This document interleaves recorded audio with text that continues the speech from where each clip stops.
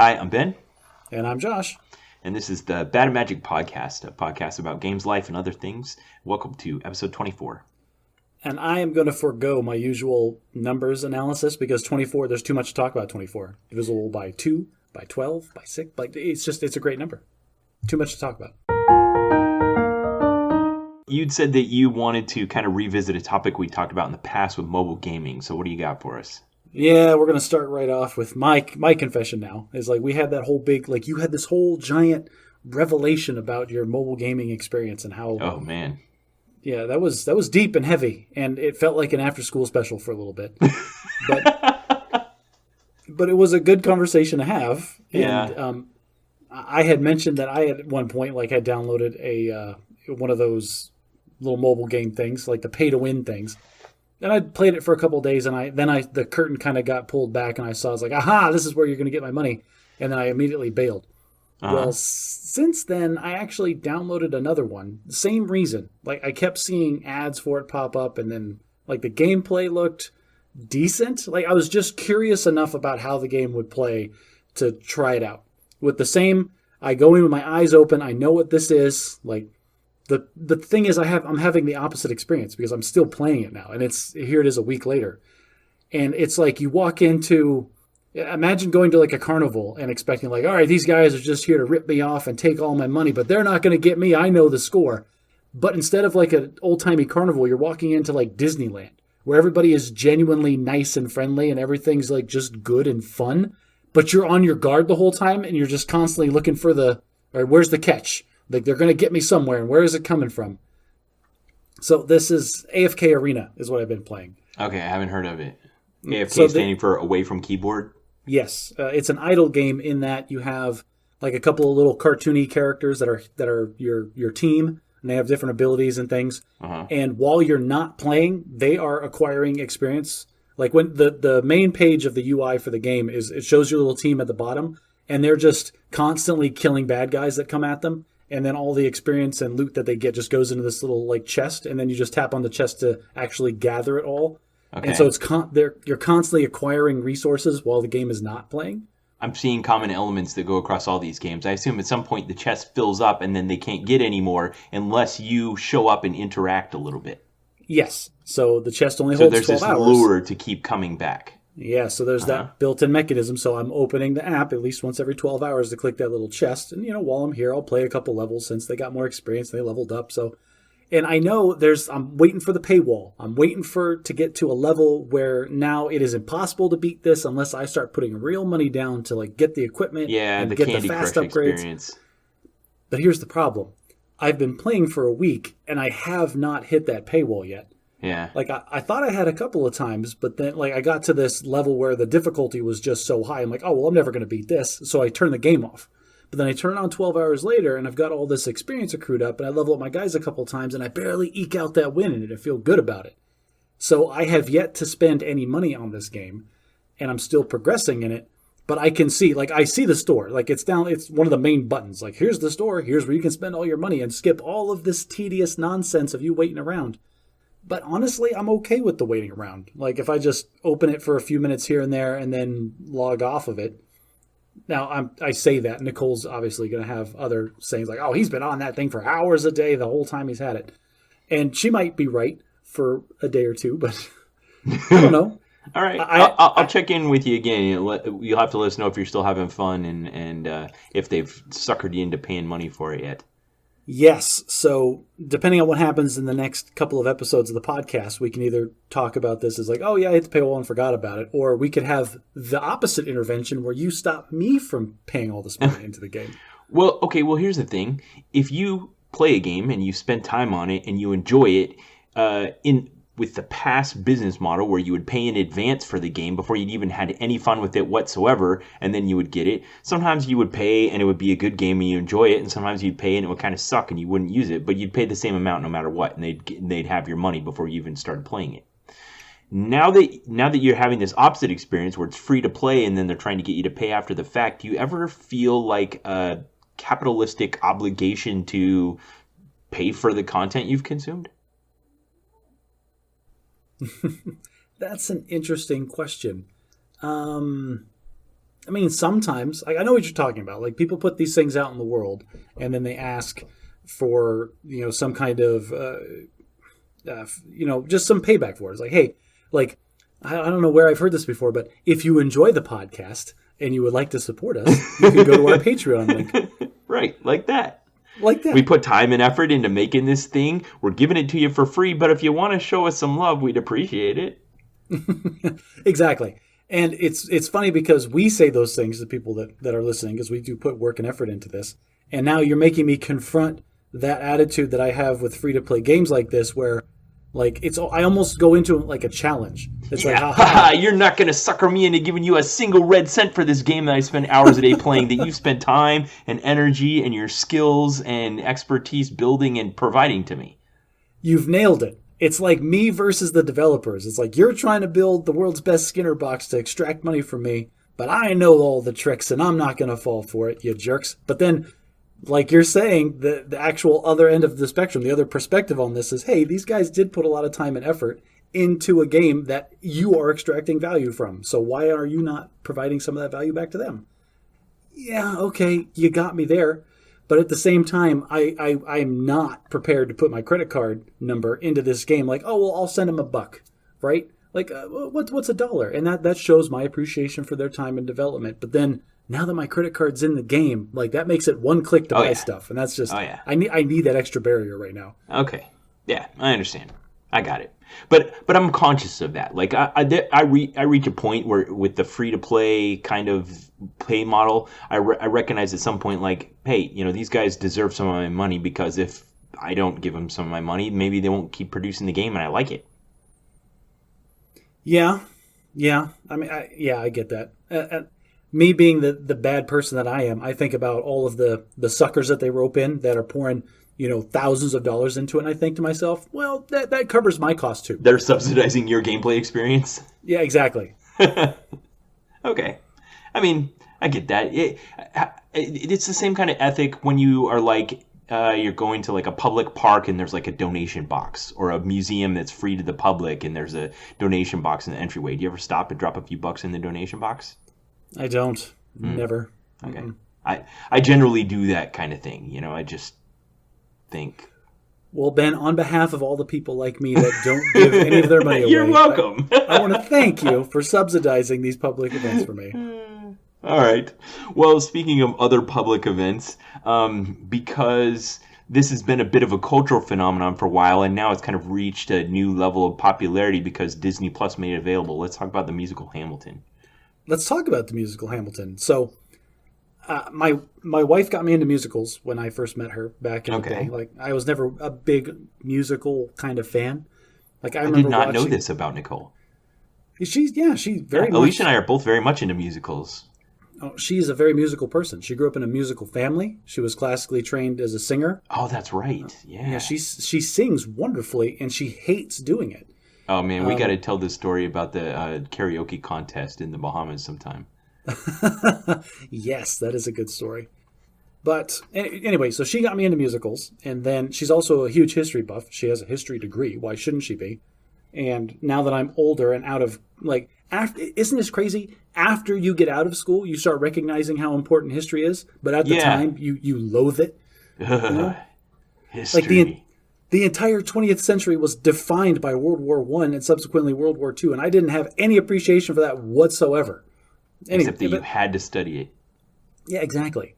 And then, so this show Hamilton comes out on Disney Plus. I think I'd vaguely heard of it once or twice, but I had no idea. I had zero idea what it was going to be like going into it. I expected like you don't know who Lin-Manuel Miranda is or anything like that. Nothing like that. Okay. Like the only thing I knew about Alexander Hamilton was he was one of the founding fathers, and he was shot by Aaron Burr. Okay. And I knew that from the 1993 Got Milk commercial. Like, right. Where he's trying to tell the guys that it's Aaron Burr, but he can't because he has a mouthful of peanut butter sandwich. Exactly. Aaron Burr.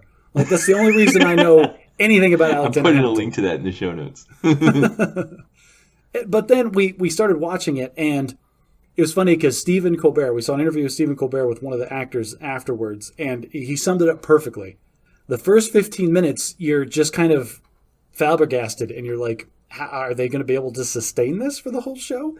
And then the second 15 minutes, you're kind of like, well, yeah, okay, I guess they are going to be able to sustain this for the whole show. And by the end of it, you're like teary-eyed because Hamilton got shot. And like you don't even realize, like you just, after a while, the format and how really modern and different it is from any other musical I've ever seen, just kind of, you forget about it once you get used to it and you get sucked in. And it is a really good production.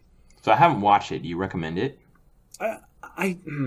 I do recommend it for certain people. Like if my parents ask me, "Hey, should we watch Hamilton?" I'm telling them no. You're not going to enjoy it. It's like 2 hours and 45 minutes long. They are admittedly kind of hard to understand until you get used to the very fast speaking, like rapping format that they're doing. Like you've really got to be paying attention.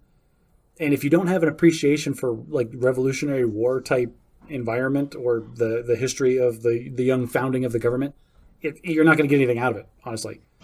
But I don't think I'll ever watch it again, but I'm very happy that I watched it this time, if that makes any sense. Sure. Like there's a lot of movies I can say the same thing about. It's 2 hours and 40 minutes. It's very long. I'm not going to watch it again, but I am glad that I watched it.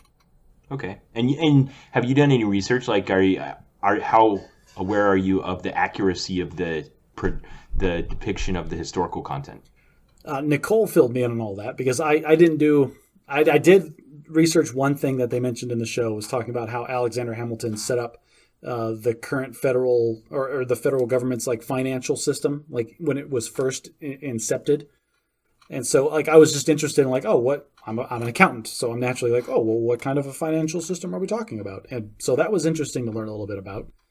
But Nicole was filling me in like throughout the show as she's on her phone, and she told me that basically they took every known fact about Alexander Hamilton and kind of put it in this show in one form or another. Okay. Huh. Interesting. So it's not necessarily in the right order or anything, but they tried to make sure everything had a degree of veracity. Yes. I think everything that happened in there has one degree of veracity or another. And there's a lot of just very entertaining and interesting things that happen in the show. For example, we are brought up from like a very young age to like kind of idolize Thomas Jefferson as this, pillar that held up the founding of this nation, right? Yeah. And in this show, he's kind of depicted as a narcissistic jerk and kind of an antagonist at certain points. Not to mention a slave owner. We don't mention that. I mean, come on now. Come on, Ben. That happened in like ancient history, and this country wasn't founded on weird principles. Get out of here. Yeah. Life, liberty, and the pursuit of happiness for every man that owns land and is white and is actually a man. That's what we're talking about. No one can ever mess that up. Yeah. Well, that actually gets to something we're going to get to a bit later on, because you and I started having a text debate this week about freedom of religion and COVID-19. But before we get to that, there's a couple other things. Last time you and I had talked about, I'd almost offhandedly thrown out there Disney Pixar's Cars, and you about had a coronary because you apparently, this is, I don't know, a pet peeve of yours. You want to talk about the reality of the universe full of talking cars with giant eyeball windshields? Well, is that any less crazy than talking about the magic systems in the Marvel Cinematic Universe? No, it's not. So I'm going to suspend my disbelief here, but I also am going to take a bit of a adversarial stance, and let's talk about the Cars universe. Okay. So my biggest problem with the Cars universe is that they are all cars. And that's a really stupid statement, but hear me out on this. In this supposed... Wait.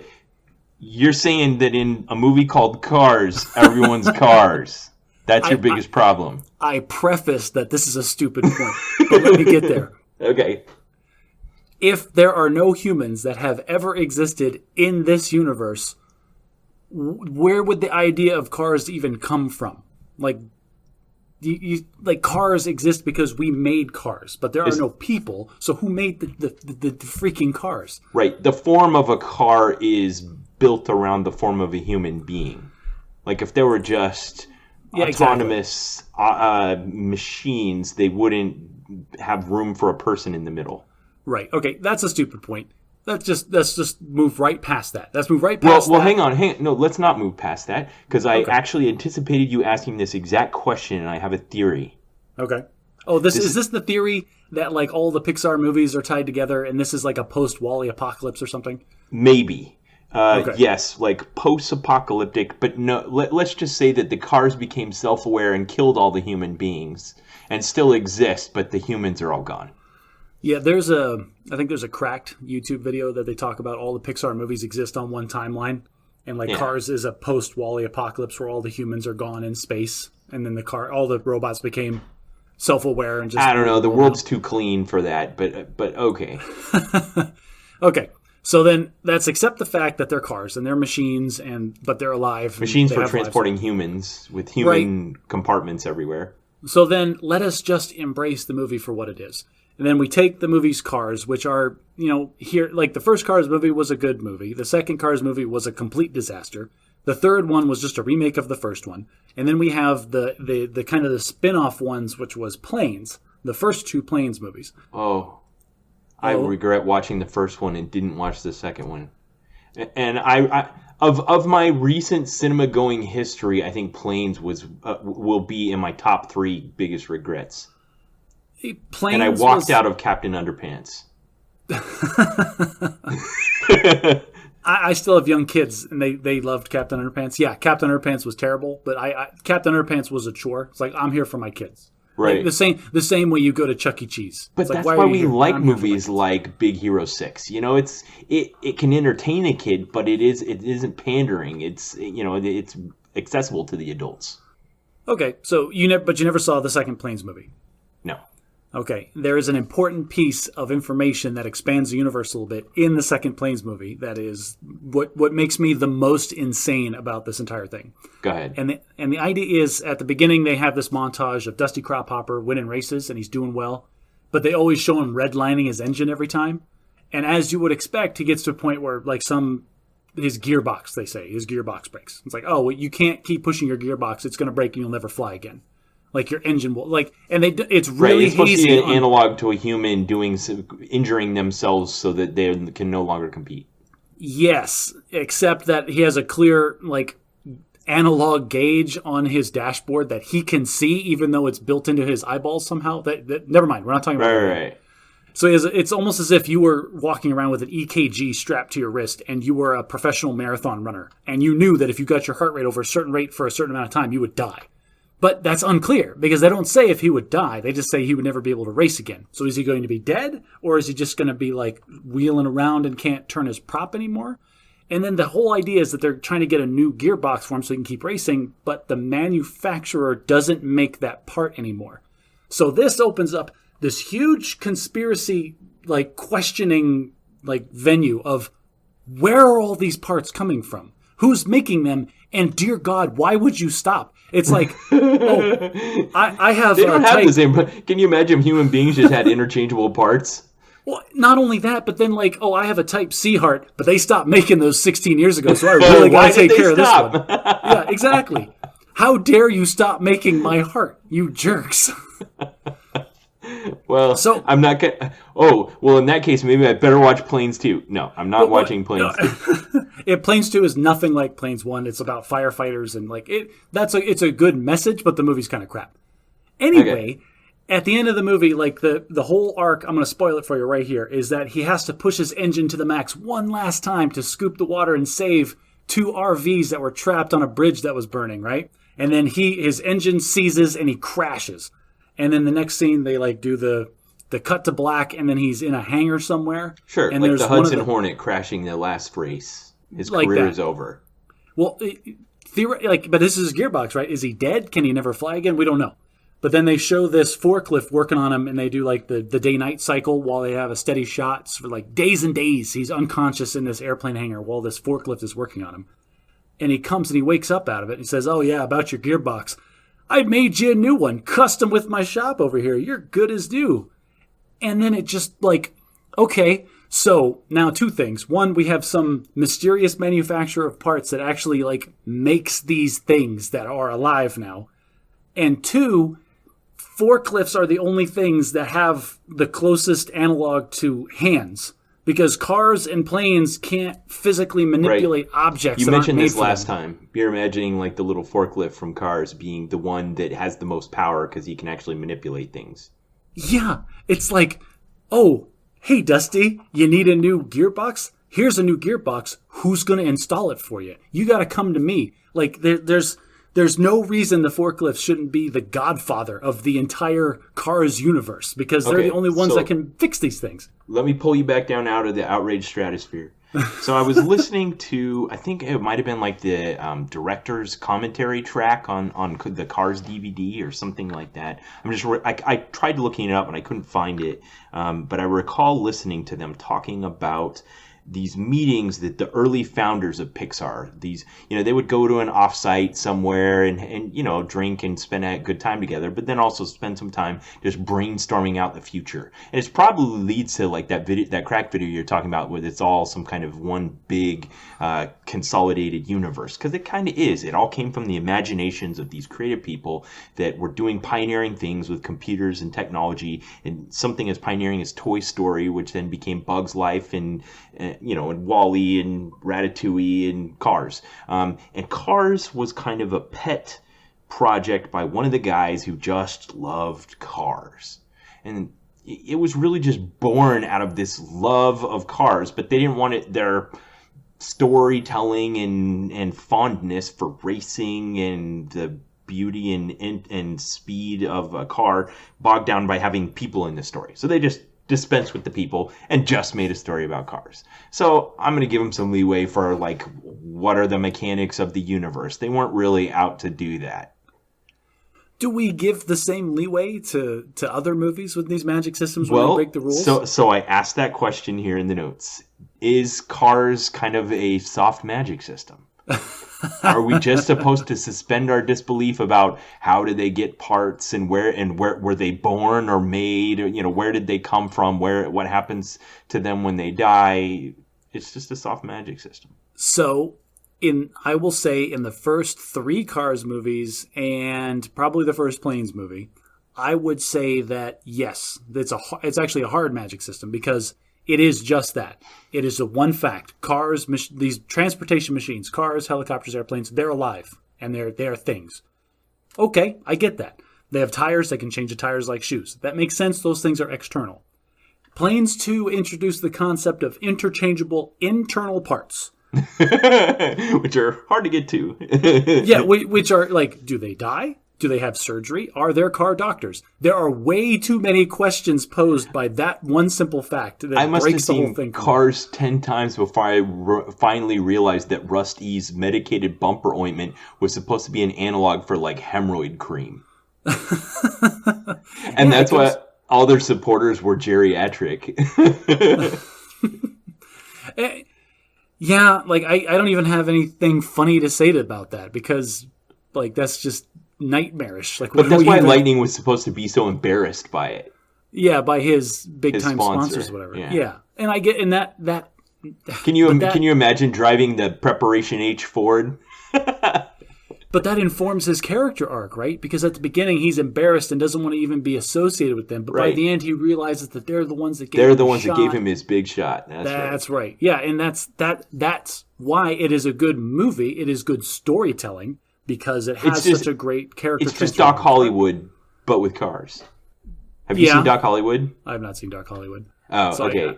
It was a movie with Michael J. Fox where he's this fancy big-time doctor. He goes through this small-time town. He gets his foot stuck in the door and has to stay around and learns how to be a better human because of the old folksy type of... It's the exact same movie, and it's way older. It's the exact same movie. Well, then it sounds like Michael J. Fox went through an excellent character arc in Doc Hollywood. But, so good storytelling, bad magic system. Yeah. All right. We'll leave Cars alone for now. So one other cleanup item we had from last time was that you and I had just touched ever so briefly on the idea of the rules governing passwords for identification of users on information systems. Yes. And all right. there is so much about passwords. So we both just froze there for a second, but like where do we even start with this? Okay, so here's where I want to start with it. You're familiar with the old adage of boiling a frog. You know, that the frog, if the frog jumped into some hot water and it was hot, it would jump right out. But if you boil the frog slowly, it can cook. I've looked that up and it's not true. Frog jumps out every time. There's no such thing as a boiled frog in a slowly warm pot. Yes, they did an experiment where they slowly turned up the heat on the frog and he stayed in there and boiled, but they had removed the brain of the frog first, so it was kind of a disadvantage. Right. There's no such thing. Frog always jumps out of the hot water. Yeah. Anyway, we still use that adage to mean the idea that you could just have something bad happen to you so slowly that you're not aware of the badness of it until you're cooked. What does it look to get cooked in passwords? I don't know, but here's where I want to go with this. So back in 2017, there was a news story that came out about a guy by the name of Bill Burr, not to be confused with Aaron Burr, who used to work for the National Institute of Standards of Technology, NIST. And in 2003, he wrote a very influential paper that was used to govern and was used as the basis for most of the governmental regulations regarding the institution and usage of passwords on information systems. So since that was prior to both of our careers in the military, any of our experience with government information systems was derived from this paper. And in the paper, he advocated things like use of special characters, use of numbers, and minimum length and frequent changes. All those four main things. And those are the source of most of the headaches that you and I endure today. And the reason this was news was in 2017, he had an interview with the Wall Street Journal when he said, and I quote, "Much of what I did, I now regret." So he basically rescinded all of that advice. Mostly because, and here's what I want to kind of derive from everything I read about that, was that there's a root assumption that was false. And that is that all of those standards are technical standards, but security is a combination of a technical system and a human interaction. And those standards were only based on the execution of the technical portion of the system, but they did not take into account the human interaction with the system. That makes sense. So the problems that arise when you apply that guidance that he gave in 2003 is that as users accumulate accounts for different information systems, just like anyone who uses the internet knows, every website, every store, every email interface, anything requires you to create an account and then create a password. And if they're all enforcing these standards, let's just say this standard here that requires a minimum 8-character password with a combination of special characters, uppercase and lowercase numbers, and it must be changed every 90 days. And let's say the average user has somewhere in the neighborhood of 3 to 5 dozen accounts out there somewhere. The cognitive burden on a single person becomes exponential. It becomes so massive. It's not possible to accomplish. For you to have a unique password that meets those complexity requirements for every account is like memorizing the order of 2 randomized decks of cards. So I hear what you're saying, and this is why there's an entire space of software to solve these problems. Like Google Chrome has a built-in password management system. Isn't that nice of them? There are third-party applications that you can download that will store all of your passwords in an encrypted file on your computer that you can only access by putting in another password. So you have one password to get you into all of your other passwords. And it's just like you're talking about. It's become so burdensome. People are now profiting from it. Well, here's the part they weren't accounting for. When you lay this burden on your user group, who for the most part are using your information system in good faith, they have to compensate. So what kind of things do people do to compensate for the complexity of the task you're asking them to accomplish? So either slap the same random numeral and special character at the end of a normal word that you would use for a password anyway. Right. I learned this trick in the military. It's like, I've got to change my password every 30 days and it's got to be 16 characters long. And somebody told me, just make the pattern on the keyboard. That's what everybody does. And you just, that's perfect. And you just go from the number 1 down to the number 2 down, and then hold down shift and do 3 down, and then do 4 down. And then you've got all your uppercase, all your lowercase. It's long enough. You can easily remember it because you just type it in with the muscle memory. Yeah. Okay. So either you do something predictable or you write it down. Like you just get out a piece of paper, you write it down, you stick it at the bottom of your keyboard or in your desk drawer or on your monitor even, I've seen. Those kinds of things. Yeah, I'll never neither confirm nor deny that I have people in my life that write down all of their passwords on one piece of paper in an easily accessible place.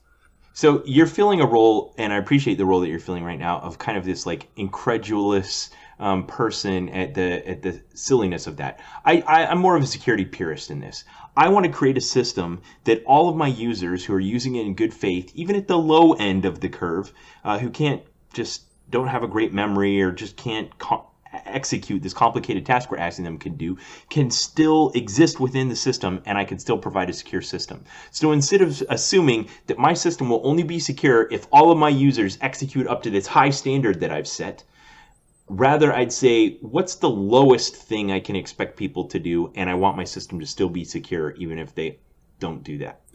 Yeah, instead of defining the upper boundary, define the lower boundary. What is the lowest limit of security that I'm willing to accept to keep my system secure? Exactly. There was a quote in one of the articles where I think Bill Burr said, few would argue with getting a lot more security for a little inconvenience. But if the decision-making process is obscure, how can we be sure we're not getting lots of inconvenience for little improvement in security? And that's exactly what this ended up being. And that's why he regrets the advice that became this paper, because we're getting lots of inconvenience for not actually a lot of improvement in security. There's this great xkcd cartoon about this I'm going to put a link to in the show notes, where he basically shows the math of it, that when you follow these password guidelines, the task you're actually asking a computer to do to decode it, even if you use letters and numbers and uppercase and lowercase and symbols and 8 characters, still it only would take a computer about 3 days to crack it. If, on the other hand, you just type a simple, silly phrase that's 20 characters long, easy for you to remember, all lowercase, no numbers, no special characters, it would take a computer 500 years to decode. Because the real important factor here is the length of what you put versus the complexity of what you put. So I'm going to push back on that a little bit, because there was a problem that the NSA pointed out to Microsoft. This is years and years ago. Whether it's still a valid thing, I don't know. But they basically mathematically proved that the way that Windows had implemented passwords in a previous version, we're talking Windows XP or Windows 2000 or something, that any password length over, like, I think it was 8 or 10 characters, basically added nothing to the complexity mathematically for cracking the password. Yeah, and you're talking about what's going on behind the scenes. That's since changed. You know, it's like SHA 256 hashes, and they're really big. So, yeah. But you're saying that there was a point in time where, like, it would just truncate whatever you provided. You could put something that was 50 characters long, but it would only count the first 8. Right. Well, that's not the case anymore. There's another fundamental assumption here that's a problem that we have to acknowledge in all of this, and that is a security thing is a system. It's not just your password. Like, that's not the only thing. If you're saying what we're talking about is something that hackers call, something in the security community is called brute force hacking, and that is imagine you have a combination lock. Let's say it only has one tumbler, and it has 99 combinations on it. So you try 1 and check it, and it doesn't work. You try 2 and you check it, and it doesn't work, and you go till you find the right number, and then it works. That's brute force hacking.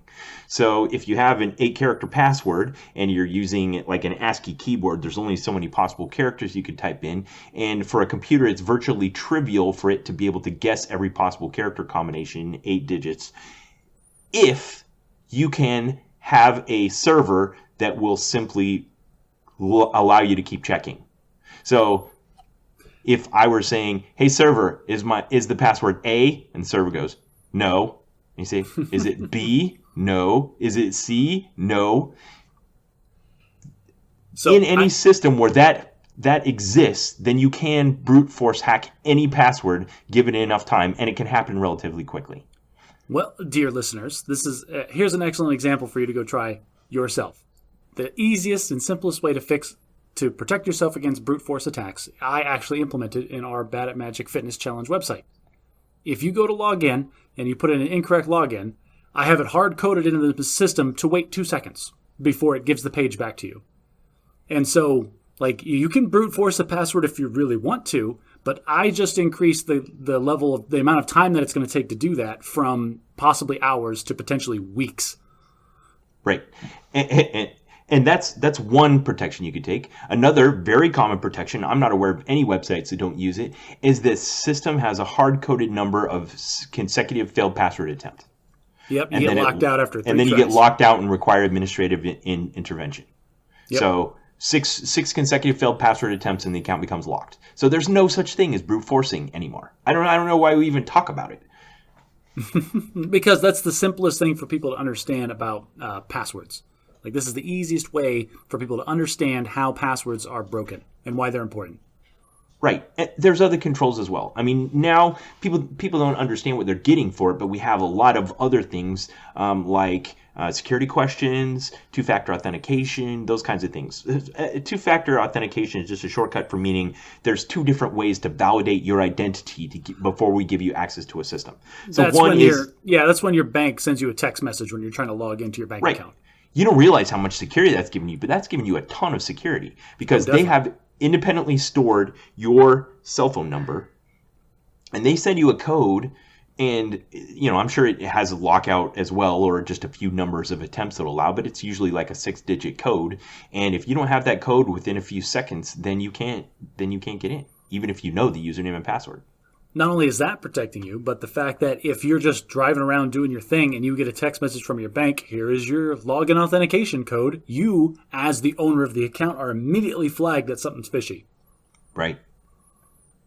So the future, and what I always keep hoping for, I feel like a lot of my life I've just spent waiting in limbo. Like it's so easy to see the science fiction future where everything's going to be blissful and perfect, but I've got to live in the past where we have dirty automobiles and old technology where I'm waiting for flying cars and electric everything. But do we want to talk about public key interface? Please tell me we want to talk about PKI.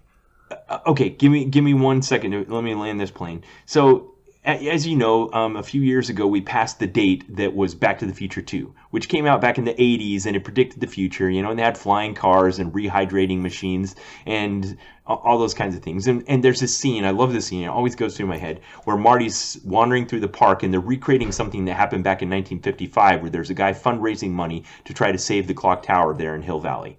Still needs to be saved, 70 years later. So Marty's wandering through the park, and he says, "Hey, buddy, thumb $100 to save the clock tower." And he just holds out like this tablet to him, which is prescient because tablets didn't exist back then. But all he was supposed to do was a biometric identification, which was his thumbprint. As we know, with any kind of biometric, it can be faked. Now that phones like recognize your face, you can just hold up a picture of someone or something like that. But a biometric is another way that you could authenticate someone's identity before you give them access to an information system.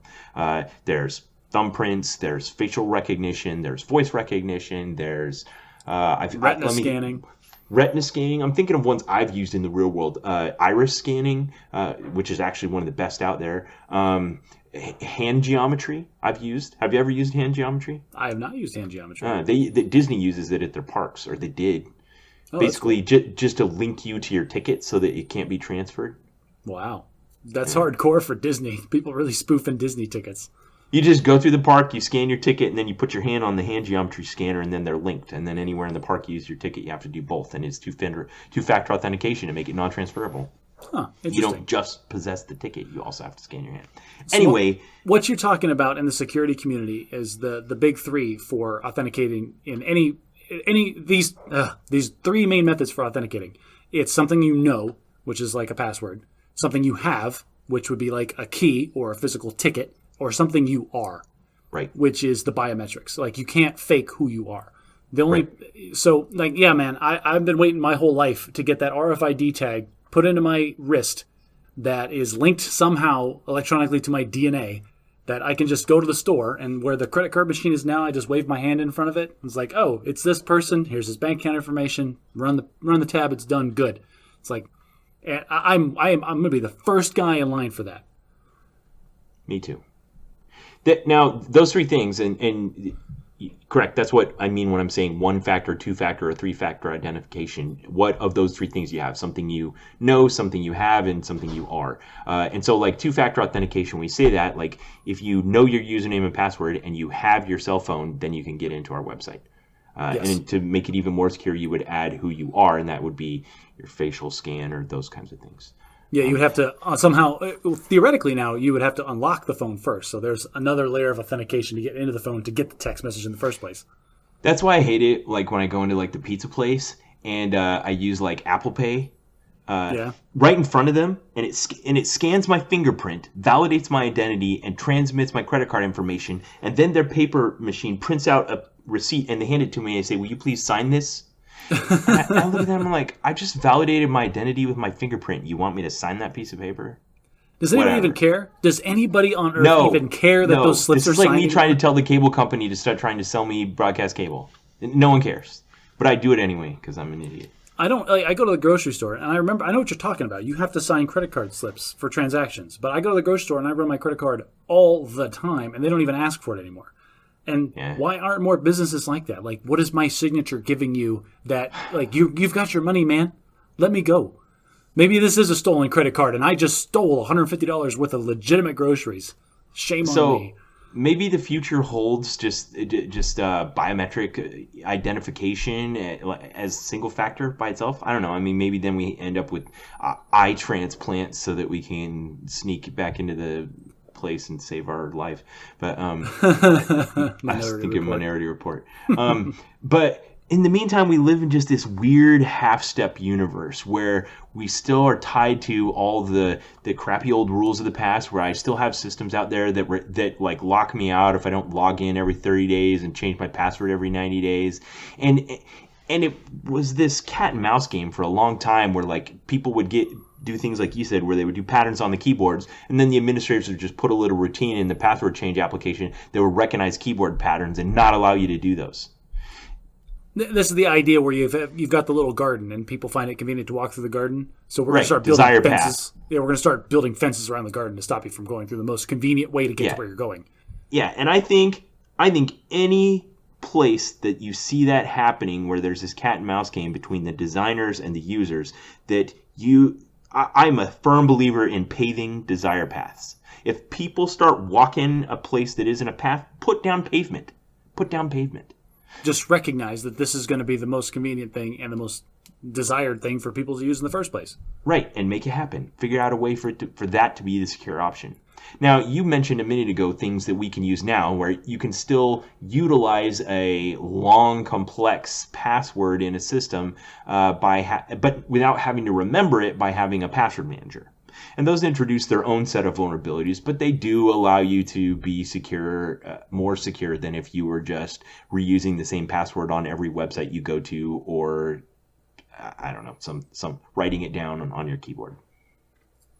Yeah, I'd recommend to people, if you have problems with passwords, like if you have serious problems remembering passwords, this is a trick that I developed for myself a long time ago, is develop some kind of algorithm or instruction set in your brain that will allow you to calculate your password based on what the screen is that you're looking at, which is really poor security when you think about it, but it's going to generate, for example, this is one I'm pulling from the air. This is not the algorithm that I use. If I go to like a bank, if I'm on the Wells Fargo website, I'm going to type in for my password, Wells Fargo website, and then a standard like nonsense 4 or 5 digit special characters and numbers at the end of that. Okay, and then you have a unique password for every website you're on that you can remember. Exactly. But it'd be, what website am I looking at? Wells Fargo. Oh, I'm going to type Wells Fargo backwards. Or every letter that's underneath the letter of Wells Fargo. So like W, instead of typing WE, it would be SD for the first 2 letters. Like just some way to translate what you're looking at into a password that is universal for everything you go to. I like what you're saying as far as just a pragmatic way of existing within the current restrictions that have been placed upon us. But I feel like it doesn't meet it doesn't pass my granny test. Like, I want something that will help keep my granny secure too. So what's going to keep, this is the thing that people don't realize about security, is security does not and should not be absolute. If you're talking about, I want my house to be protected from burglars, then lock your doors. Don't put up iron bars over everything. Don't have 16 deadbolts and one of those big bars that goes on the other side of your door. That becomes inconvenient for you. It's not about being perfectly secure. It's about being secure enough that it becomes a hassle for people to try to break into your house. Because Sure. when the bad guy is trying to get into your house, if he has to, there's a certain level of effort that he's willing to expend. If you are more secure than that, he's going to move on and find a softer target. Right, and that's generally the case. That's why from my time in England, where I was in a position where I was consuming a lot of just like research and intelligence data on actual execution of hacking attacks, the most common, without fail, method that we saw wasn't brute force. It wasn't, hacking as you think of in the television sense. It was social engineering. It's just the easiest thing to execute. You need to read Ghost in the Wires. It's the biography of Kevin. The author of Mitnick. Ghost in the Wires came and spoke to us. Kevin while I was Mitnick. there. Yeah. Yeah, that guy, like he was the number one most wanted hacker on the planet for a long time. And if you listen to all the things that he did, 1% of it was technical knowledge. The rest of it was the ability to BS somebody he was talking to on the phone. Yeah. So we had this situation brief from a research team from Verizon. Verizon, the cell phone services provider, but also a network services provider. And they came around and gave the example that they were having to fight of social engineering that was happening in the company. And these were high-profile cases related to celebrities. So somebody would somehow determine that a celebrity had Verizon as their services provider, and they would call up and spoof being that celebrity and just utilize a few techniques that would stress out the people on the support side in order to get them to give up a few details, and they would repeat it over and over until they're able to piece together enough details to then gain privileged access to the account.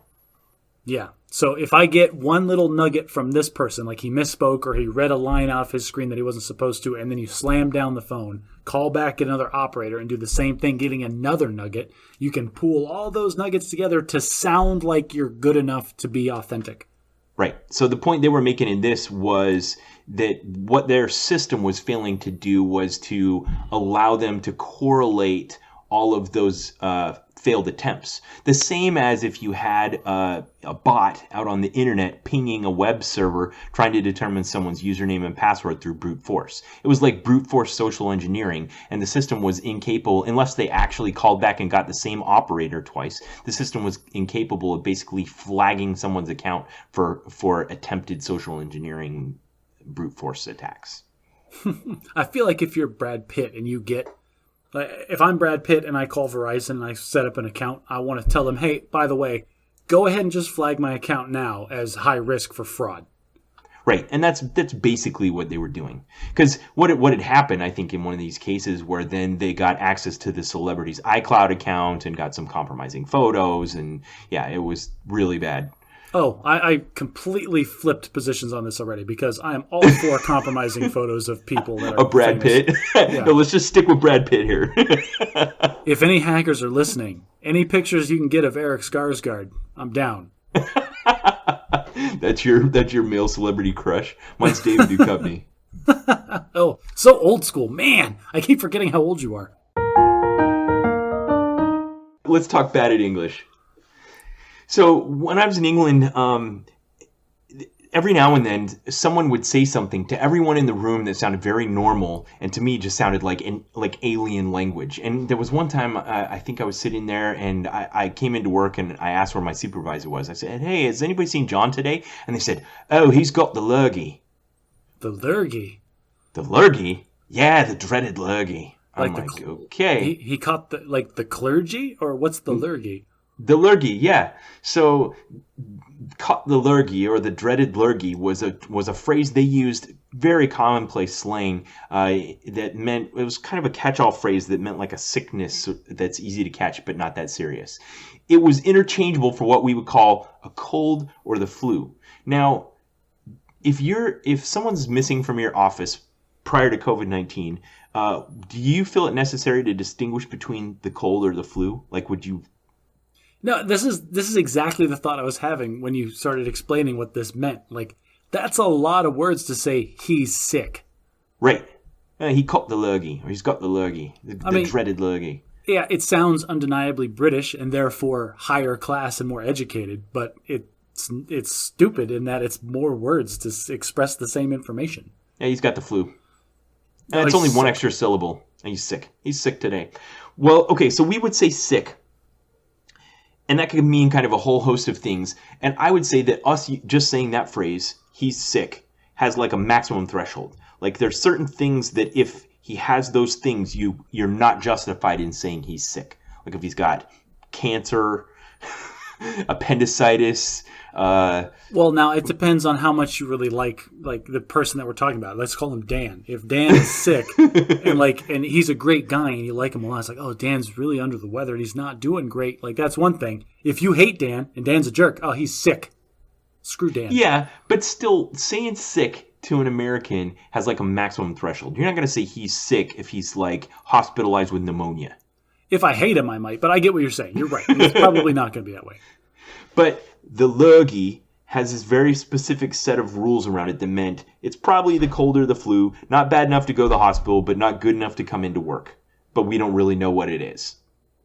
This feeds back into the idea of me picturing you in a bar with a clipboard and like a stenographer's recording device. Yeah. And like just interviewing, like, tell me about the lurgy. What? Say that again? How do you spell it? Is there a maximum threshold of the illness of the lurgy? And like getting a couple of English dudes drunk and just discussing ad nauseum about the lurgy and the rules associated with it. Yeah, and sometimes with these I'm wondering like, okay, why don't we do something like this? And this one in particular dates back to like a popular British radio show in the 50s, which is why I didn't quite jump the pond. But yeah. Oh, jump the pond. Like right there. I had to stop for a second and think about what you just said. Mr. British Idioms. All right. That's it. That's it for bad at English. So there was something that came up related to COVID-19 that I wanted to talk to you about.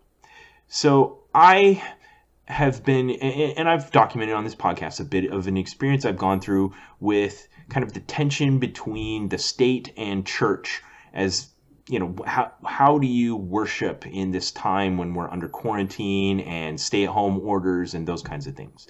And for the most part, frankly, I don't look at my weekly worship service with a great degree of like relish. Like I don't look forward to it like it's my favorite hour of the week. It's just something I do.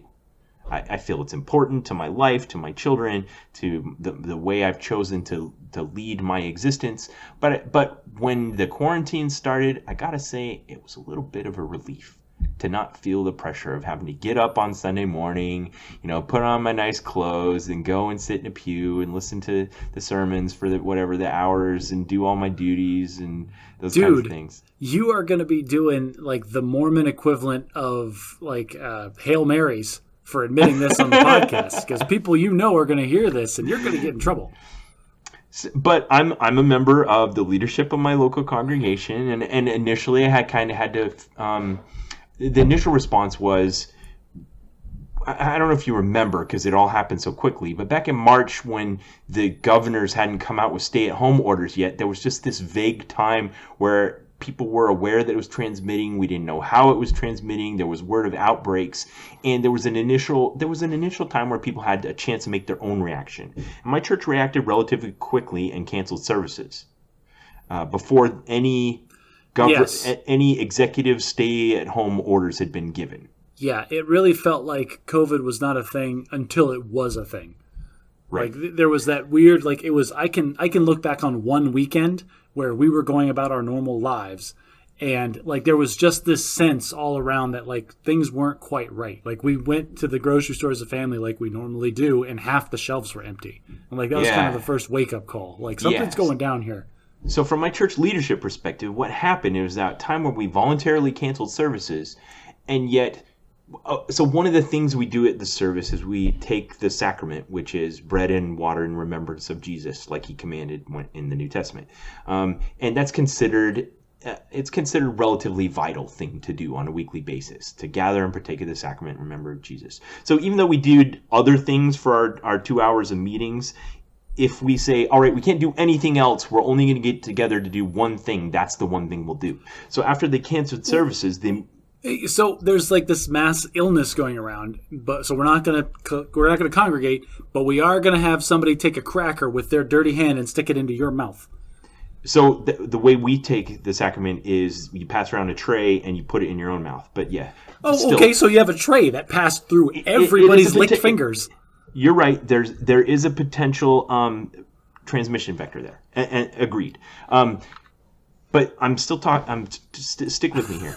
I'm still talking that very first week when there were no governmental orders and there wasn't really good understanding of how this thing was transmitted and that kind of thing.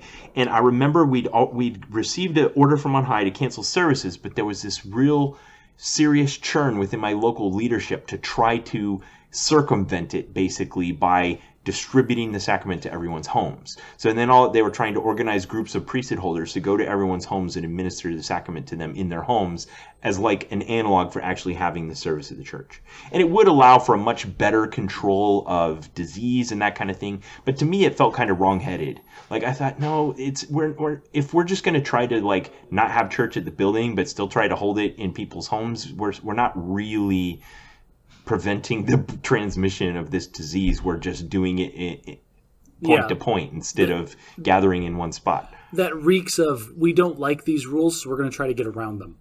Yes, it does. But again, there weren't rules yet. There was 1 week where we had a meeting and we were having all this discussion, and I was definitely the dissenting opinion when it came to this kind of thing. And then that Friday, before we were supposed to meet that Sunday, the governor of Illinois at the time, and this was all happening on very localized basis, gave the stay-at-home order. And consistent with our church's stated belief that we believe in being subject to the laws of the land in which we live, then the regional leadership said, follow the guidance you're receiving from your governor and no visiting people's homes to administer the sacrament. And we called it off. I don't think we even did it 1 week, but there was a time period where we were planning it. Right. So this kind of, you alluded to this earlier in the podcast when we kind of, like, you almost threw it out kind of offhandedly. We were talking about another topic related to COVID-19, and you had brought up that you were, in some strong language, in my opinion, that you were very concerned about how this is affecting, the constitutional rights we have to, peacefully assemble. Freedom of religion type stuff. And so then we kind of got into a little back and forth about it before, we both kind of stopped like, oh, we should probably talk about this on the podcast. So so let me transition to that. So since that time back in March when the governor gave the order, we have not held any organized meetings in the church building, and we haven't been traveling to each other's homes to administer the sacrament. The only kind of church-related traveling I've done is very specific and very welfare-oriented. I went and helped one guy move who had a broken foot. I helped him move some heavy furniture, and I visited an elderly lady that had a bed that she needed moved. Those just very specific welfare-related needs. I know we also distribute food for needy families and those kinds of things, and precautions are taken in those kinds of things, but very essentials-oriented. And I was comfortable with where we were. I was comfortable with, it felt to me like we had voluntarily discontinued our worship services for a good reason. It was justified, and we were all in agreement. That was the position I was living. Then someone sent me a link to a speech given by one of the highest leaders of my church, one of the members of the Quorum of the 12 Apostles. His name's David A. Bednar, and there's this annual conference that has nothing to do with COVID-19 called the... Oh, you should know this. I want to make sure I'm getting the exact title of it. The 2020 BYU Law School Religious Freedom Annual Review. So the law school at our church university holds an annual review where they basically just review what's happening in the world related to religious freedom. And he was giving a keynote speech in that. And it's important to note that because this wasn't given spontaneously. This was a speech given to talk to students of a law school about the state of religious freedom in America. Okay. I want to read just a portion of what he wrote here because it's important to have the context. The following examples highlight some of the things we may now see and hear more distinctly because of the demands and constraints imposed upon us by COVID-19. COVID-19 has alerted us to many of the limitations in the supply chain processes that bring food from the fields, farms, and processing plants to our local grocery stores and kitchen tables. COVID-19 has alerted us to our dependence upon foreign nations for many of our essential medical supplies, pharmaceuticals, and a wide variety of other strategically important products. COVID-19 has alerted us to many of the constraints of just-in-time inventory and delivery systems for manufacturing plants and retail businesses. COVID-19 has alerted us to many of the deficiencies in our national and local healthcare systems. COVID-19 has alerted us to the importance of defending the borders between personal liberty, constitutional rights, and governmental authority. So, we've documented almost all of those previous 5 things on this podcast. It ended up, we're having limitations in hospitals and grocery stores and all those kinds of things. And he's saying it has also been a wake-up call or an alarm alerting to us that our constitutionally protected right to freedom of religion is a bit more tenuous than we thought. So, and this is where you and I kind of started getting into a back and forth because there obviously you have a much stronger vested interest in freedom of religion than I do. You're kind of on the end of the government is kind of overstepping, and I'm kind of on the side of the government is fine. So my proposal then is that we have a discussion back and forth where we're both on these sides that I think we naturally land on. But then I think it's important for us to actually take the opposite side for a little bit and go through the thought process of the other person just to make sure that we're not crazy. Does that make sense? I like it. I agree to those rules. Okay. So how are we... This is the next question that I had, and we talked very, very scantily about this, is we need to define the broadness and the scope of this conversation. Are we talking specifically about the restrictions that the government is placing on religious organizations to assemble during this crisis, and that slider goes all the way up to, does the government have a right to restrict constitutional rights in any way, shape, or form for any reason? Yes, that's the first question. What should or shouldn't the government be able to forbid in the name of public health? Okay. So then on my side, it is preface, asterisks before we even get started on this whole thing. Ben is a fantastic researcher, and I expect to lose this debate. I'm pulling all of this from the air. But here we go. So I'm going to do my best. Okay, but again, I want to say, until I listened to what he had to say about this, I was on the other side. I thought we'd done all this voluntarily. I didn't feel like the government was taking any of my rights away.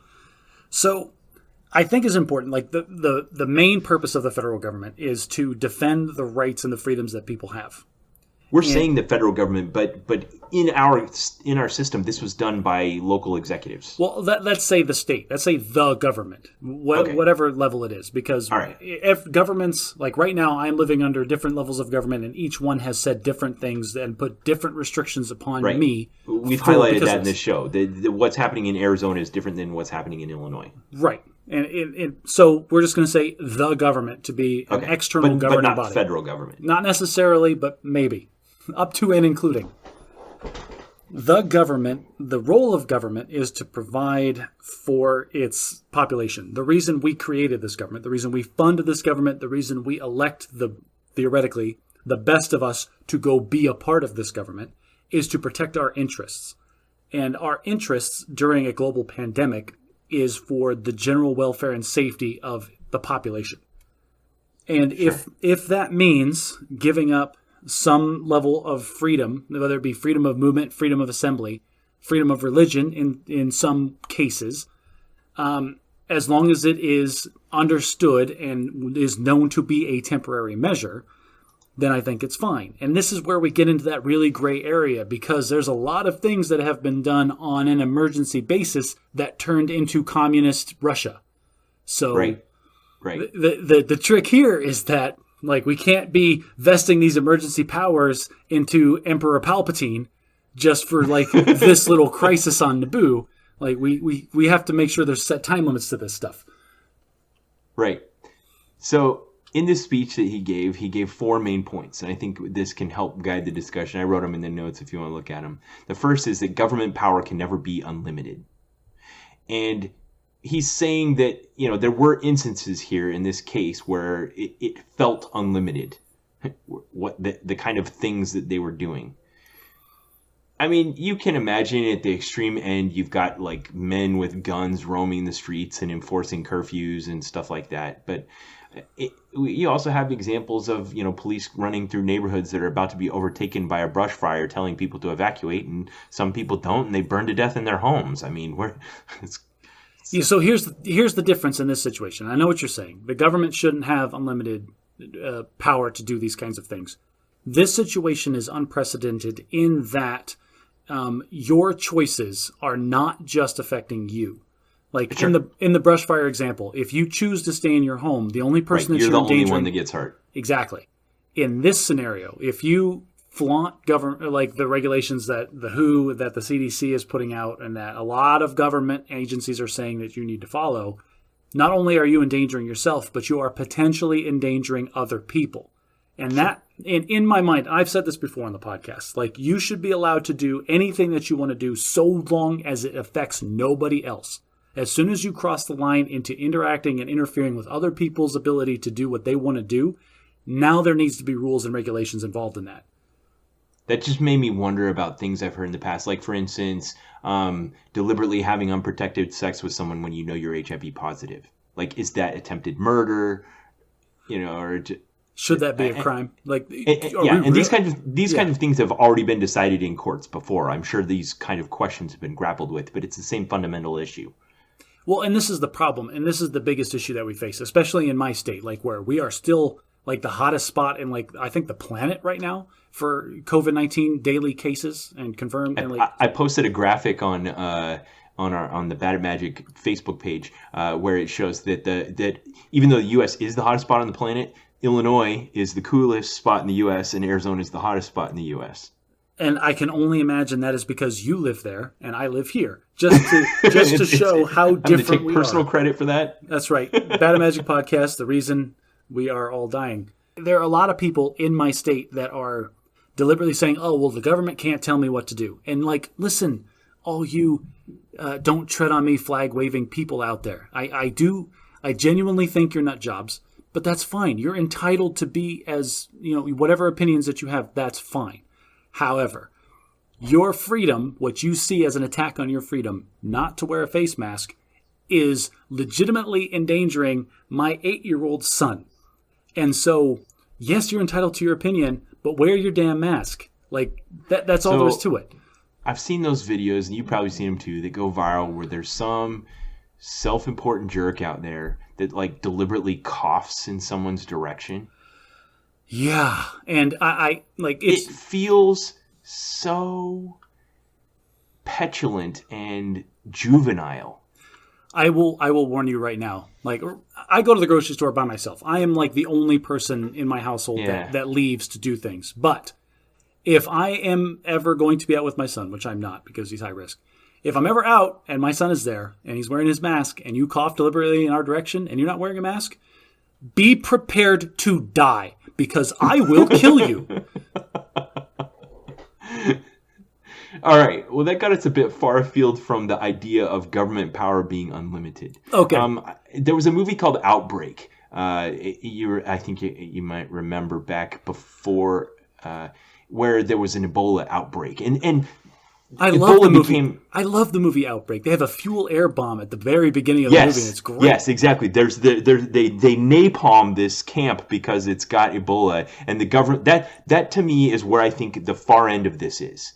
Government power being unlimited. They say, all right, there's this infectious disease. We don't know how to control it. We don't know how it transmits, but we can't let it get out in the population, so these people have to die. And they firebomb the camp. So that is the extreme end, and that is the far end of this, and this is what we have to be on the lookout for. As conscientious citizens of this nation, we need to understand that sometimes things need to get a little uncomfortable, and I'm of the opinion that yes, for the good of everyone, maybe we should suspend some freedoms for a defined period of time with clear milestones. There is no absolute power. There has to be checks on these things, or else we end up with the government firebombing small towns in the middle of nowhere. Okay, so that leads to the second point he made. Religious freedom is paramount among our fundamental rights. He actually pointed out in this section something I hadn't considered, and that is when the founders of the United States of America wrote the Bill of Rights, not only was freedom of religion in the First Amendment, it was the very first thing they said. It was like the paramount right that they were defining when they founded this country. And for historical context, they were looking at all the things that Britain did wrong that they were super mad about. And that was one of the big ones, because a lot of the people that came over to America from Britain was because they were being systematically religiously persecuted by the government.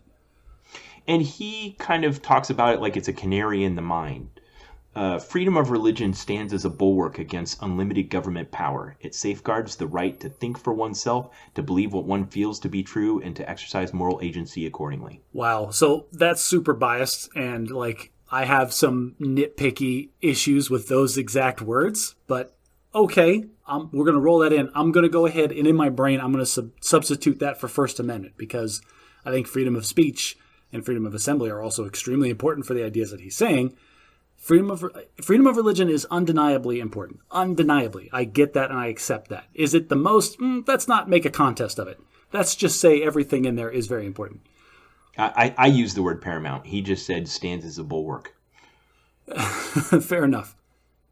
But the idea here is that that bill of that amendment was put into the Constitution to prevent the systematic persecution of a government against a religion.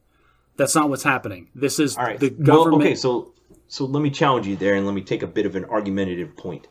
Do you feel that religious groups haven't been singled out as almost made examples of gathering in this time of quarantine?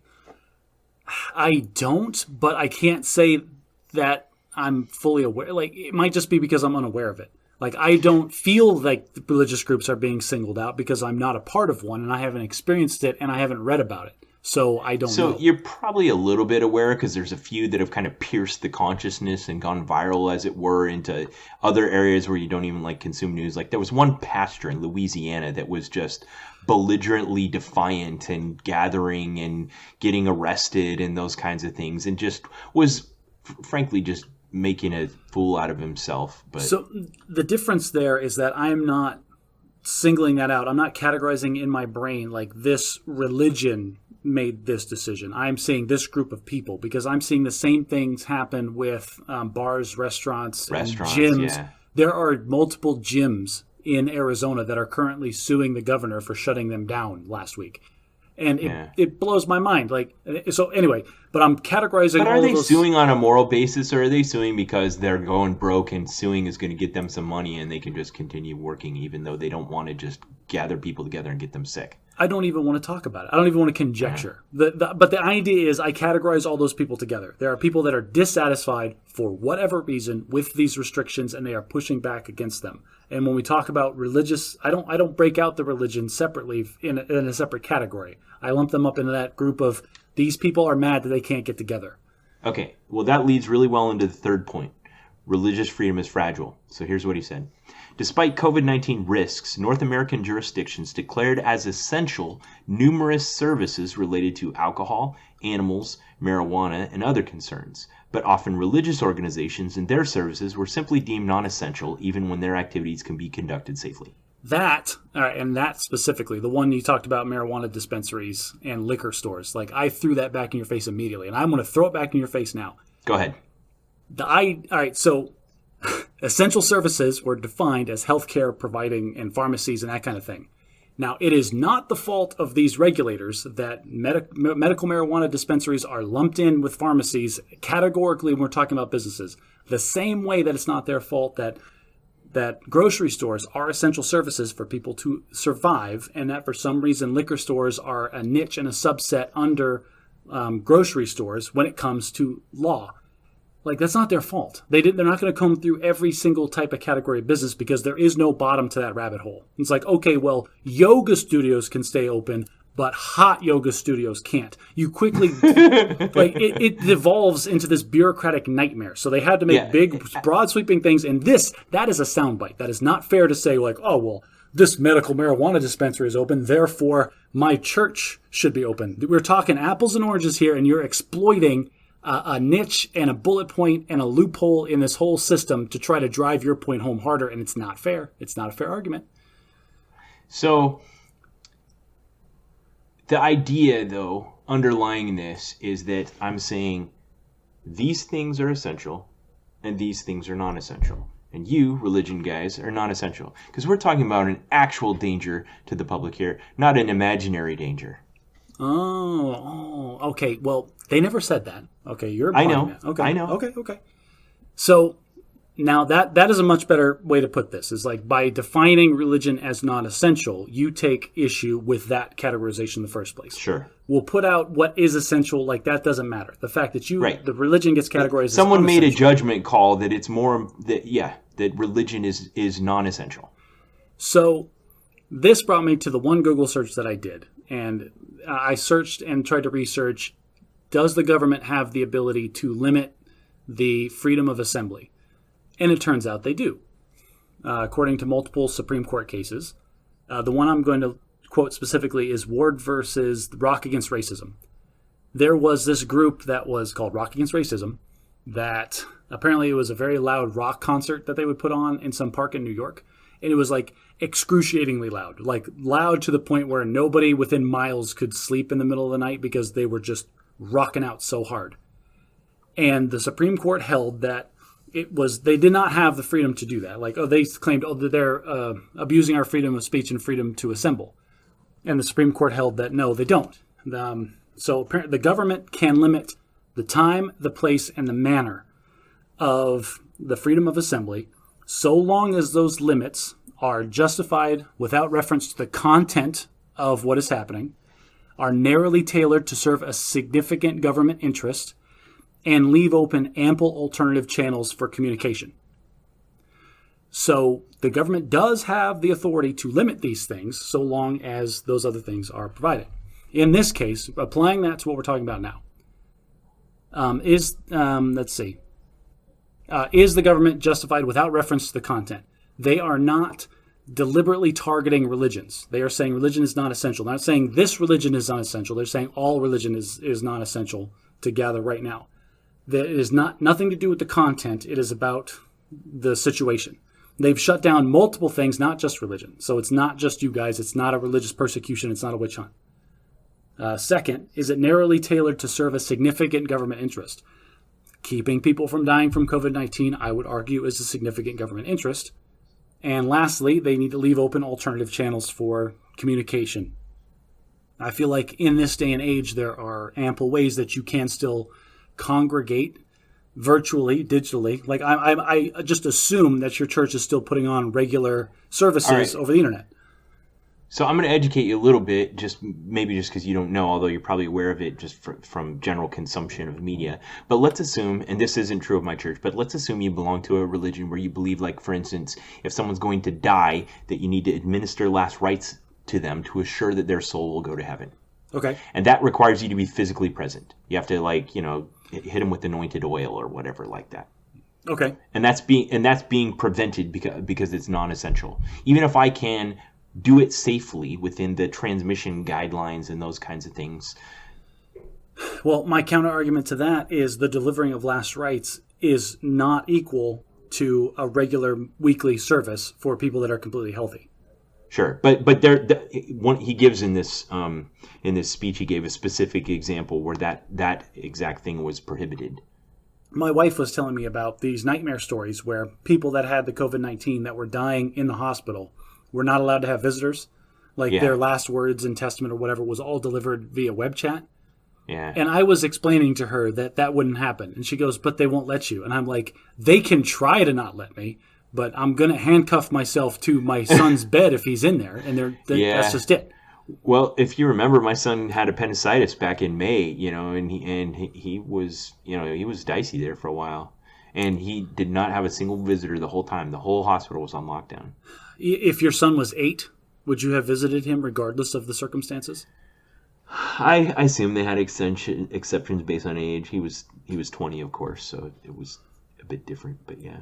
But this is the thing, and I get that. To the last rights argument, Ugh. That's not, but this is the thing.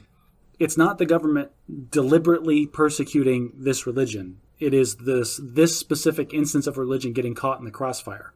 Like, this is the situation we are in. These are the steps we are taking to try to fix that. And there is no end to the list of people that are taking exception to this for whatever reason. And that specific example is just one in a laundry list of, well, what about last rites? And like, maybe somebody should go through and start checking off these boxes. Like, yes, of course, go deliver your last rites with these protections or whatever.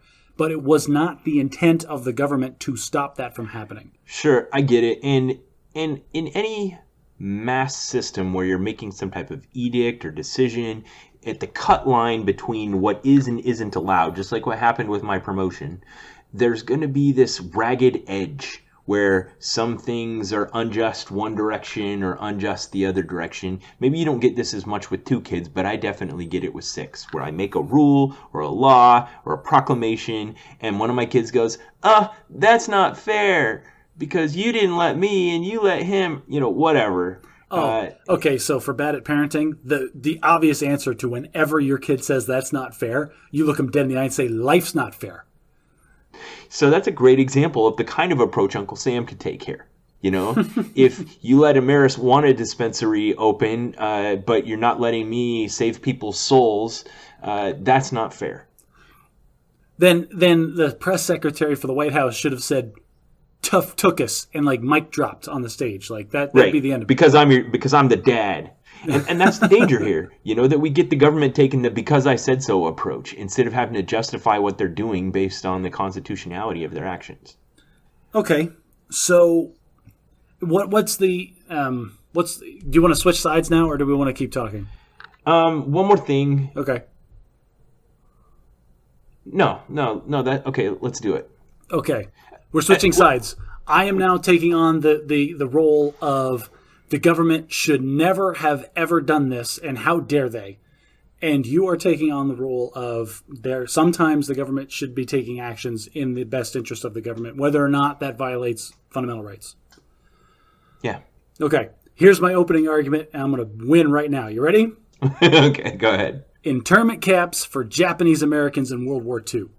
Like, how dare you steal the livelihoods and destroy literally the lives of tens of thousands of U.S. citizens just because they look different. This is nothing short of that, and the government should not have this ability and the authority to dictate these kinds of terms for any reason because we end up with concentration camps in America. Yeah, the slippery slope argument's convincing. I'm going to do the same. I'm going to take the same tone of ridiculousness and say, religion says it's saving people's souls, but there's no proof of it. You can't even prove that there's a God. We tolerate you gathering together and having your little meetings, but I can prove that COVID-19 is contagious and that it will kill people, and I'm not going to allow you to do something foolish by gathering your group of people together to pretend that you're saving people's souls when you're actually endangering their lives. But if I'm endangering my life, that's my business. Like, if I want to go to a church service, if I want to go, it doesn't matter where I go. Like, I have the freedom to do these things. This is in the First Amendment. You telling me I have to wear a mask? That's ridiculous. You can't tell me what kind of shirt I'm supposed to wear. Like, I'm a law-abiding citizen. I pay my taxes. There's absolutely no reason I can't go to church and be a good Christian every Sunday. There's a fundamental underlying economic concept I think I learned from reading Frickonomics that's going on here. You talked about it earlier in the context of passwords, but it's what's called a negative externality. It's when a person does a behavior that causes bad things to happen to other people. And you gave an example of having a very secure password, but that actually has the negative externality that if a hacker's trying to hack you and you're secure, he'll move on to someone else. The negative externality is now your good security has made someone else more in danger. And in this case, transmission of an infectious disease, you can say, I'm accepting risk or I'm accepting danger to myself, which would be fine if there wasn't a negative externality that went along with that now you're propagating this virus. Okay. I'm not going to lie. I'm having a really hard time coming up with what else to say here because everything that I'm coming up with is because I genuinely don't believe this side of the topic, I'm having a hard time with it. Yeah. Like, I get, and that's all I really had was the slippery slope argument. Like, and I get that, and I even understand and accept the slippery slope argument here. Like, we cannot let the government run unchecked. At the same time, like, I still, all these, I call them nut jobs. That's not the people with differing opinions. They should understand that these are weird times and weird circumstances. And maybe I'm a little more, like, sensitive to this right now, because we are setting new records every day for the number of infections and the number of people that are dying and like the number of people that are in hospital beds and on ventilators and all this stuff in Arizona. And looking at the numbers and like it's scary, it's frightening, because all of these numbers are coupled with all of these stories of people deliberately flaunting and ignoring all of the regulations and the recommendations. Like, there is going to be a tipping point. We talk about the other big conspiracy theory about vaccines. And whether you're for or against vaccines, we're not talking about that. What we're going to talk about is herd immunity. There are some people on this planet that literally cannot accept vaccines. Their body will reject and have terrible consequences if they try to get a vaccine. And so it is important for the people around them that they interact with on a daily basis to be immune to the disease. Because if they're immune to the disease, they don't get it and they can't transmit it to the person who is not immune to the disease. That's herd immunity. The same kind of thing applies here. Yes, people are going to get sick, but if we social distance, if we wear the masks or whatever, then the spread and the speed at which people do get infected is a manageable rate. The people that get sick flow into the hospital, people get well, and they flow back out. And the healthcare system is not overwhelmed. And that is the key level and the key thing that we're looking at in this entire thing. Can the healthcare system provide for the people who need it as they get infected? Yes, I get it that you want to go out and you want to go to church every week, Ben. I understand that. But that is one more drop in the bucket that is negatively impacting the herd immunity concept. Like, that is one more transmission vector where people can get infected that will increase the overall rate of infection, which could tend us to this tipping point where now we have people dying in the streets because there is literally no space in the hospitals. Like, and that's not what's happening now. I get it. I'm talking about the apocalyptic, like, end of the world style scenario. But the whole concept of doing this organized social distancing thing now is to prevent that from happening. And we can't do it afterwards. If it gets to that point, it's done and over. And the infection rate is so high, you can no longer control or stop it. Yeah. As you know, I'm very sympathetic to that. I'm not an antagonist here. You are the bad guy. I've frankly been enjoying not going to church every week. But I just had a little bit of a wake-up call from this. He, right before his conclusion, he says, while believers and their religious organizations must be good citizens in times of crisis, never again can we allow government officials to treat the exercise of religion as simply non-essential. Never again must the fundamental right to worship God be trivialized below the ability to buy gasoline.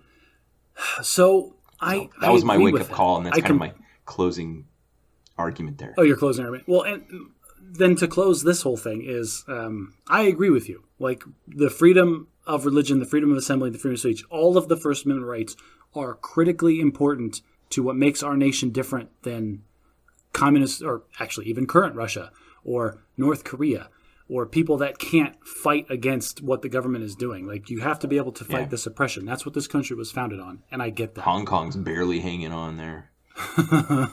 Yeah, who knows what's going on behind that Iron Curtain, right? And nobody cares because that's where all the stuff comes from. So we'll just let them do their thing. Suicide nets or not. But, like, it's a fine balance. And I'm more... We started this. You're right. We're not antagonists. We are just slightly on different sides of the middle, I think, of this same argument. Yeah. We both have the same end state. Yeah. We want people to be... Characterize it.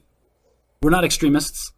And the fact, you know what might be influencing this is the fact that you are in Illinois and it is a very cold spot, and I'm in Arizona and things are only getting worse and more dire by the day because our government is refusing to take decisive action. And so I'm over here stressing and worrying about the health of my family, and all I see is a government that is hesitant and unwilling to take these strong steps because of political reasons. And so that makes me frustrated, and that's pushing me more to the side of we need stronger intervention in things like this. And maybe I should be more sympathetic to your side of the argument where maybe we do need to take a harder look on the freedoms that we're impacting and what are the long-term ramifications of allowing something like this to happen in the first place. Yeah, it's always nice when, the government's taking strong action on something you believe in. This is a quote by German Martin Niemöller from Lippstadt, Germany, who lived basically in the period between World War I and World War II when the Nazis took power in Germany. Oh, is this I didn't care until they came for me? Yeah, this is it. I'm going to read it because I think I deserve. First, they came for the socialists, and I did not speak out because I was not a socialist. Then they came for the trade unionists, and I did not speak out because I was not a trade unionist. Then they came for the Jews, and I did not speak out because I was not a Jew. Then they came for me, and there was no one left to speak for me. If we want to get super political on this podcast, like one thing I've noticed about American politics recently, some of the stuff coming out of, I'm just going to say Twitter, it feels very pre-World War II Germany type rhetoric and dogma that's coming out of some of the highest levels of government. And it is legitimately frightening. It is. All right. Well, enough of that. So I had one thing I want to propose for next time. There's an interesting resurgence that Avatar: The Last Airbender is enjoying because it's getting what they call the Netflix spike, where before it was only available if you bought it online or whatever, had the DVDs or something, and Netflix picked it up, and now it's been in their top 10 for the past 10 weeks or something like that. And so lots of people are talking about it again like it's new, even though it's been around for 15 years. And I just watched the whole thing for the first time, just finished the last episode today, and I was enchanted in a way I haven't been with any television series I've watched maybe ever. And I want to give it the full Bad at Magic treatment, so I want to cue that up for next time. I think I told you this back before, episodes and episodes ago, that Avatar is legitimately good, and each individual episode served by itself seems like a kid's show, but there's enough of a episode-to-episode plot and character arc and development that make it a legitimate storytelling masterpiece. Yes, and I agree with everything you just said, and I want to get into it. So that 2 weeks, that'll give us some time to prepare. And if our audience is listening and you haven't yet watched it, or you haven't watched it in a while, it's on Netflix. Go ahead and take a look so you can have it fresh on your mind when we talk about it next time on the Bad at Magic podcast. Excellent. So we're wrapping up? Yep. Okay, I want to say this because we talked about at the very beginning of this episode the whole free-to-play thing, and I am the guy that goes into the free-to-play game, and you're not going to get a red cent out of me, you game developers who worked your butts off for years and years on this thing. So, dear listeners, if you are like me and you listen to this podcast and you somewhat enjoy it, but you're not going to give us a red cent, you know what? I respect your opinion. But I will say this. I talked about that game on the podcast to you and to Ben. So if you're not going to give us a red cent, I'm absolutely okay with that. But the least you can do is recommend us to a friend. If you think we're producing good content, then you should share good content with the people that you love in your life, because that's just what a good friend does.